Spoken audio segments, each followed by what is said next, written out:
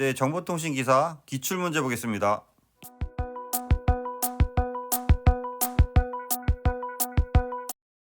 좀 더 많은 자료를 원하시는 분은 보시는 카페에 오시면 체계적으로 자료가 정리되어 있습니다.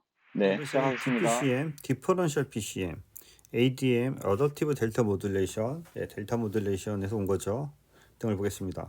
기출 내용을 보면 다음 중 양자 방식 중 스택 간격에 따른 분류가 아닌 것은 선형형자와 비선형형자와 적형형자와 이런 것들은 있죠. 이렇게 선형, 예를 들어서 이렇게 일치하게 비선형 또는 어댑티브, 적응형 이런 용어는 있는데 비예측 양자와 이런 얘기 별도로 없죠. 그래서 밑에 보면 선형 양자와는 양자 스텝의 크기를 일정하게 한다. 그래서 이렇게 아날로그한 신호가 있으면은 이런 양자 스텝 크기를 일정하게 한다. 비선형은 이게 갑자기 커지거나 갑자기 이렇게 적어질 수가 있기 때문에 갑자기 급격히 커지는 건 크게 또 완만한 게도 완만하게 양자하는 거 이런 거를 비선형 양자라고 한 거죠. 그래서 이런 스텝의 크기를 어떻게 조절하냐에 따라서 선형 양자와 비선형 양자로 구분될 수 있겠습니다. 적용 양자는 매 표변화 수간마다 어떤 개수값을 변경하는 거고 블록 적응 방식은 일정 시간 주기로 예측 개수를 변경한다는 개념이 되겠습니다. 쪽지기를 보면 우리가 그 T1 이원할 때 하나의 타임 슬롯을 64kbps에서 8000Hz 샘플링해서 64kbps가 나왔었죠. 32채널에서 이거를 64kHz로 해서 하면 이원 기준으로 해서 2.048Mbps가 나왔었죠. 이런 것들을 하기 위해서 여기서 얘기하는 거는 표변화 양자와 부를 하는데 이렇게 예측기를 넣어서 우리가 사용할 수 있다. 그런 방식을 우리가 DPCM 방식이라고 하는 거죠.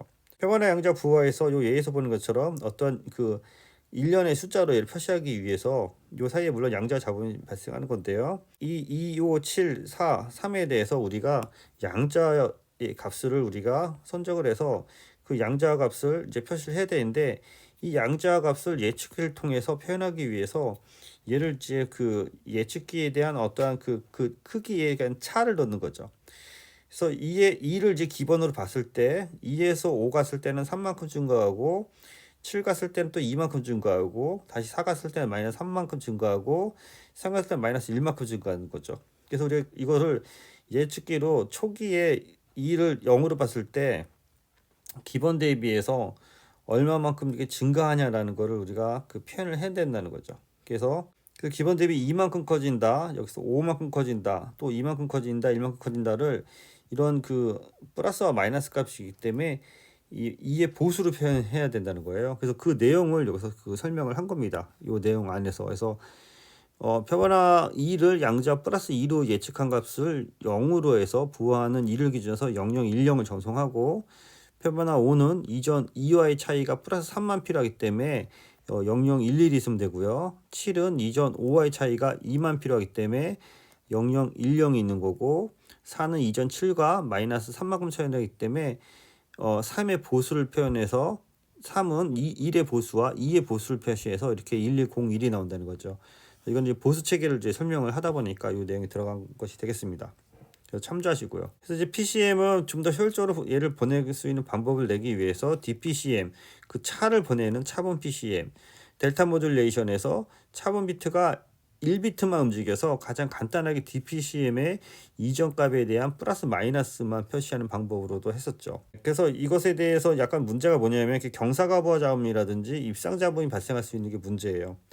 입상 잡음은 양자 잡음이 너무 완만하게 증가하다 보니까 이런 양자 잡음이 발생하는 거고요. 이런 걸 대응하기 위해 양자 스텝을 좀 더 작게 해서 양자화하고 경사 과부하 잡음은 요 위에 보시는 것처럼 양자 잡음이 갑자기 크게 증가한다는 거죠. 이렇게 갑자기 크게 증가하죠. 완만하게 증가하지 않고 그러다 보니까 이를 통해서 양자 잡음이 증가할 수 있어서 양자 스텝을 크게 해서 양자 잡음을 줄일 수 있는 방법이 있는 거죠. 그래서 DM에서는 경사 과부하 잡음과 입상 잡음을 해결하기 위해 ADM 변조 방식을 사용해서 DM보다 SNR을 좀 더 효율적으로 개선하고 있습니다. 어댑티브 델타 모듈레이션은 PCM의 한 방식으로 해서 아날로그 신호가 샘플링이 양자되고 실제 샘플링 대신 연속적인 양자 샘플 간의 차이를 전송하는 그 방법이 되겠습니다. 그래서 여기 보시는 것처럼 PCM, DPCM, ADPCM, DM, ADM으로 이렇게 발전했고요. 양자 어떻게 보면 단계가 2에 8승, 4승, 4승, 1승, 1승으로 해서 좀 더 간단히 구현하면서 속도를 좀 더 잘 내자라는 게 좀 핵심이 되겠습니다. 그리고 표본화 비트 수에 맞춰서 양자 계단이 이렇게 정리가 되는 거고요. 시스템 구성은 DM이나 ADM이 좀 더 이제 간단하게 될 수 있죠. 그렇지만 DM에서는 입상 잡음이나 과부하 잡음이 발생하는 게 문제라고 할 수 있겠습니다. 문제를 풀면서 내용을 다시 정리해 보겠습니다. 1번 다음 설명 중 틀린 것은 ADM은 어댑티브 델타 모듈레이션은 양자 스택 크기를 입력 신호에 따라 적응시키는 방법이다. 그래서 어댑티브하다. PCM은 연속적인 아날로그 신호를 일정 간격으로 샘플링하는 방법이다. DM은 예측값과 측정값의 차이만 전송한다. 그래서 예측값과 측정값의 차이만 전송하는 것을 DPCM이라고 하는 거죠. DM은 1비트만 전송하는 거고, DPCM은 진폭과 예측값의 차이만을 양조하는 방법이다. 라고 해서 이게 그 내용이 되겠습니다. 그래서 정답이 3번이 틀린 거죠. 2번 DPCM 송신기 구조. 송신기 구조죠. 송신기, 양자하기, 예측기, 부하기, 복화기에서 복화기는 수신기에 있는 거죠. 수신기. 여기 보시는 것처럼 양자하기에서 예측기가 하나 더 들어있다. 그래서 이게 DPCM이다 라고 할 수 있는 거고요. 3번 불연속적 레벨 변조에 해당하지 않은 것은 우리가 이거 PCM은 연속적인 신호를 아날로그 신호에서 보내는 게 PCM이고 AM, PM, FM은 다 아날로그 신호랑 관련이 되어 있는 거죠. 4번 변조 방식 중 예측기를 사용하지 않는 것은 자 DM, DPCM, ADPCM 다 같은 데서 나왔죠. 예측기가 들어가 있는 거고 PCM은 순수하게 표본화 양자와 부하에서 보내는 거기 때문에 정답이 1번이 되는 겁니다. 5번 화상회의 오디오 압축 방식으로서 300에서 3400Hz 대표를 가진 채널상에서 16, 24, 32, 40의 ADPCM 표준화 방식 이건 좀 외워야 되겠죠. 이런 방식을 G.726 방식에서 나왔다고 보시면 되겠습니다. 그래서 G.726 PCM에서의 ADPCM 방식이다 라고 해서 이거는 별도로 암기하셔야 될 것 같습니다. 6번 PWDM 진폭 변도죠. 판보다 SMB가 크다, ppm보다 전력 부호 변동이 크다, LPF 로페스 필터를 이용해서 간단히 복제할 수 있다, 진폭 제한기를 사용해도 페이딩을 제거할 수 없다. 자, 이 내용은 숙지하시고요. PWM은 진폭 제한기를 이용해서 페이딩을 제거하는 그런 기술이 되겠습니다. 그래서 여기 보면 PWM에 대한 설명이고요. PWM은 고속 스위칭 방식으로 온오프를 반복해서 출력 전력을 제어하는 방식으로서 일정 전압 레벨에서 펄스를 온하거나 일정 주파수 폭을 변화시켜서 제어하는 방식이 되겠습니다. 그래서 PWM 변조는 펄스 상승과 하강을 제어하는 SMB를 개선해서 진폭 제한기의 사용으로 수신 신호의 레벨 변동에 대해서 페이딩을 제거할 수 있는 그런 방식이 되겠습니다. 그래서 참조하시고 7번 다음 중 정보 신호에 따라 펄스 반속파의 폭을 변화시키는 거 어떻게 보면 이제 PWDM인데요. PWDM이 없으니까 여기 보시면 PDM으로 해서 펄스 듀레이션 모듈레이션 펄스 폭 변조해서 PWDM과 PDM을 같이 보시고 정리하셔도 될 것 같습니다. 7번 ADM에 대한 설명으로 틀린 것은 적응형 양자와 DM보다 양자 잡음 및 경사 과번 잡음이 DM보다 좀 더 개선된 게 ADM이라고 할 수 있죠. 그래서 1비트 양자를 하고 양자 계단의 크기가 어댑티브하게 유동적으로 변화되는 거죠. 변화된다.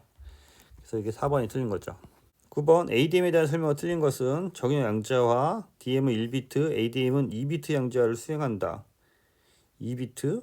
그건 좀 이상한데요. DM보다 경사 과반점을 감소시킬 수 있고 입력 신호 레벨의 기울기 감소 및 스택 크기를 작게 할 수 있다. 밑에 설명해 보시면 ADM은 양자 계단의 크기가 어댑티브하게 움직이는 거고 DM과 달리 양자 스텝을 변화시키는 방식이고 둘 다 1비트를 사용해서 양자의 잡음을 완만하게 하면서 그래뉴얼 노이즈라든지 슬럼 노이즈에 대한 양자 잡음을 줄이는 방법이 ADM이라고 할 수 있습니다. 그래서 둘 다 1비트 양자를 수행한다. 라고 보시면 될 것 같습니다. 10번 델타 변조에 대한 특징으로 알맞지 않은 것은 자 신뢰성이 높으면 표본화 주파수는 PCM 대비 2에서 4배이다.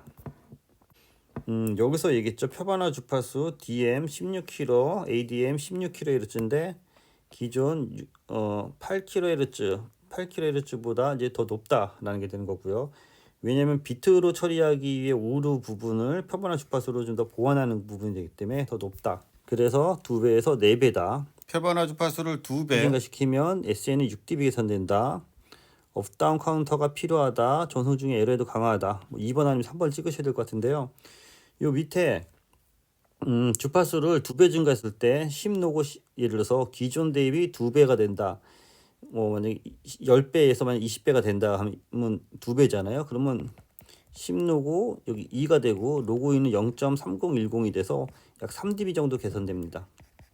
이런 식으로 해서 2배가 더 개선된다라고 하면은 그러니까 4배가 개선된다라고 하면은 10분의 45로 해서 여기 보면은 10로고의 2의 제곱이 돼서 2가 앞으로 와서 이건 6dB 정도 개선된다라고 볼 수 있는 거죠. 그래서 여기서 얘기한 3dB 개선이 아닌 배로 증가하면은 약 3dB 정도 개선하는 걸로 이해하시고요.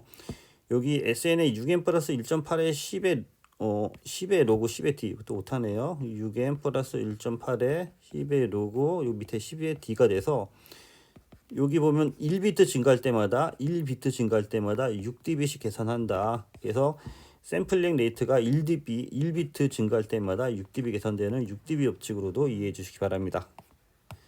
네, 이상입니다. 수고했습니다.